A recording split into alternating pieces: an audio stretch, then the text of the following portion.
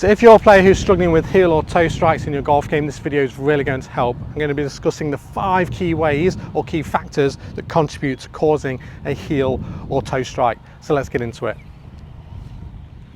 Welcome back to the channel, guys. My name is Danny Malcolm, and today I'm going to be discussing the 5 key ways that cause a heel or toe strike in your golf swing. Before I get into it, if you're new to the channel, please consider liking and subscribing by clicking the button below. Lots more free content to come to help you guys improve your game.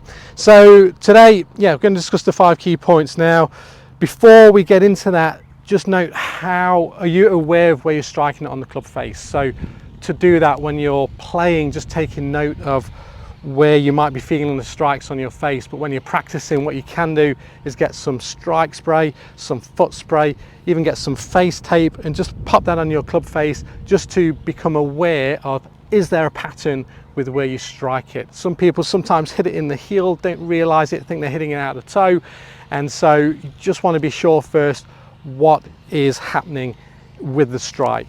So today we're going to discuss some of the key factors that contribute to this, but also just understanding that skill is a huge part of the golf swing, often not looked at enough. Often it's so technique focused about getting in certain positions. Yes, of course, there needs to be solid technique that underpins the skill, but let's really discuss on some ideas of how your skill can improve these strikes. So there's 5 key ways. Let's get into it. First one, posture or your setup. So if you're setting up too close to the golf ball, what do you think that's going to cause?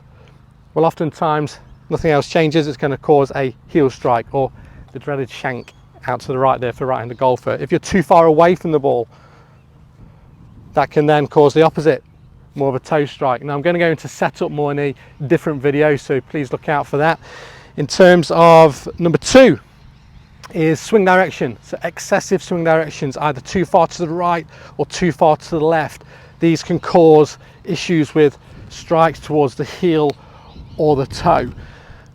Number 3 is your swing plane. So if you're swinging, obviously if you was playing baseball, you'd swing much more on this more rounded, flatter swing plane. If you was playing up against the side of a wall and you're swinging super up and down, then that would be very vertical. Of course, golf's played on an incline, and so any changes during the swing to this plane, such as this way or this way, is going to affect the strike. So if we start to come too far up, this is often caused a lot of times by what we call early extension, then the handle is going to raise and the club starts, head works in, toe strike, and vice versa. And this is a lot rarer, but if you get the handle too low through the shot, then it's going to shove the club out to in front of you, and we're going to get more of a heel strike. So that's the other way.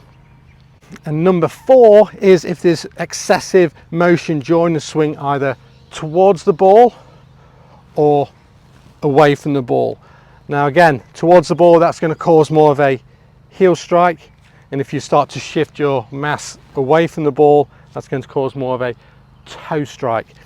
And then number 5 is the arms during the swing and through into impact. So if we get too much of this, more of a retraction, or some people might call that a chicken wing, as we come through, that can bring the club closer to you and resulting in more of a toe strike. Yes, it can affect strikes high or low in the face. That'll be on a different video, just looking at heel and toe here. And then the opposite is true. If you get some players that get too extended with the arms this way, that's going to move the ball more towards the heel of the club. So they're really the 5 key ways. The setup and the swing direction 1 and 2 I'll go through on a separate video, and so I'm going to cover the 3 other key ways. So first one is that swing plane. So if we're getting too, and I'll just cover this piece here, and getting the handle too high and getting us this way coming into impact, then that's going to cause more of that toe strike. And again, a big cause for that can be that early extension. When we work more this way, everything comes more upright, we stand the handle up. There's different reasons that might come into play. Again, that'll be on a separate video, but here I just want to work on how do we improve this swing plane. So a couple of ideas. Number 1, and I got this here from Cameron McCormack, a great coach there, so head over to his YouTube channel, and over on Instagram got some great tips there from Cameron. So this one he calls the stinger drill, and what he does for that is holds the club very, very low, almost on the graphite or the steel of the shaft, and what we're going to do from there is try and get down to the ball with that shorter club, and that's going to really help you stay more in posture, get your pelvis back, chest forward, but also having a sensation of having the club head higher and having these wrists more in this position. So the handle lower, club head higher, more in this position, versus the opposite of being up here. So here goes this stinger drill. The reason is because you can catch this one thin oftentimes when you're practicing it, and it's going to sting those hands. So here we go.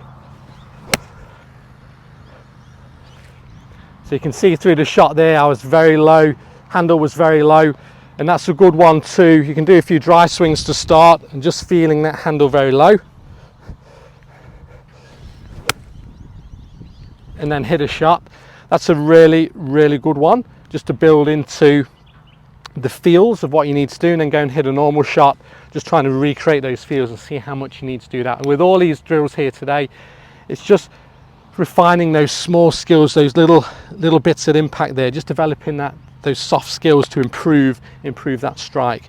Another one you can do for this as well is you can get some sort of noodle or an alignment rod and just place it in such a way whereby it's going to be positioned kind of in this position here, where just having some sort of obstruction, whereby as you come through the shot, you're going to have to get your hands lower in order to miss that noodle, and that's going to bring the club more out that way and the toe more up, as opposed to getting those hands riding into that noodle. So that's some good feedback there as well. Another little feel as well is handle to thigh. So what I mean by that, this is one of my favorites for this. As you get to the top of the swing, trying to get the butt of that golf club driving into your inner thigh on your lead side, and again that's going to get that handle nice and low and get this toe up in the air. So 2 or 3 different ideas there to help improve a change in swing plane that gets too vertical, affects dynamic lie, and can really cause some of those toe strikes. So that's that piece there. The next piece that we're going to touch on is the shift to forward or to back. Now this one here, quite difficult to do on your own, so really good if you've got a buddy or a friend, whereby you could take your setup, and really let's assume we're in a really good posture. What a good posture would be if you used to get your hands on your hips with your club just resting along your hips here, find those hip bones there, and just take a little bit of a tilt forward from the hips, a little bit of a kink in the knees, and then just let the arms hang. And what you should find is pretty much a hand span or a fist you'll be able to swing between your leg and the golf club. That'll be a good distance from the ball there. So assuming you've got that, then if there's any changes in the mass forward or back during the swing, that's going to affect things. So if you're a player that comes too forward, and I see this more often times, is this way, that's going to cause more of that heel strike. So what you could do for that is, if you've got a buddy that could just stand there a little bit in front of you and just rest their hand just a little bit away from your forehead. If you've got a cap, you can do it just away from your cap, and when you make the swing, you will be feeling that probably that you're working into your friend's hand. So you just want to feel as though you're just staying away from that hand a little bit as you're coming in, and that's going to keep you the correct distance from the ball. So that's a great one to do there. And in this instance, again, if you're on your own, you might look a bit silly on the range, but if you can create an environment whereby you can actually do this yourself, then fantastic.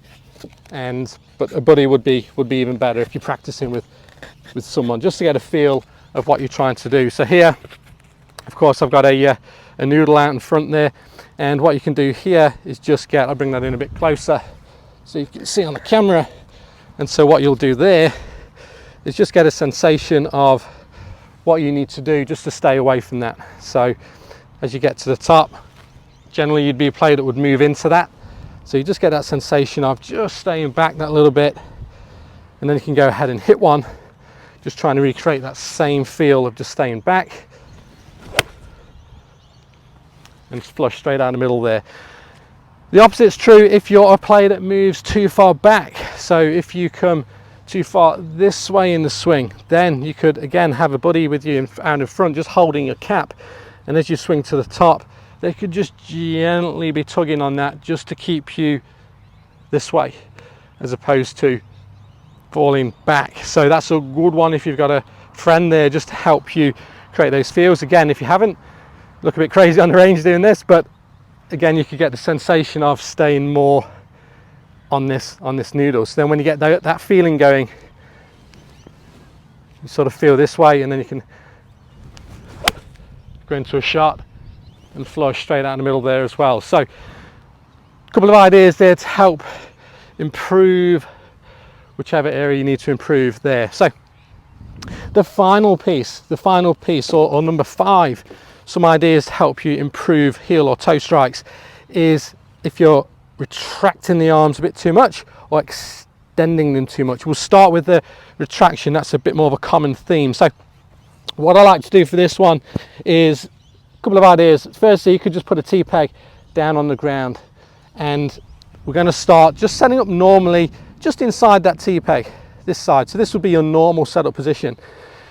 Now what I'd love you to do, if you're a player that hits, you want to from here, just make some small swings and just feel like you're extending your arms out. If you're a player that retracts too much, you just want to feel a bit of the opposite. So as I'm coming through, just feel how I'm getting the club head to jump on the other side of that tee, just hops over the tee there.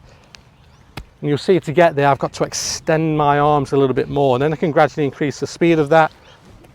And you just feel that extra little bit of move that way. Now just be sure when you're doing that you don't move the whole mass that way, as we've just worked on, but it's a good one just to feel that little bit of extra extension. So then what you can do is pop a ball on the other side,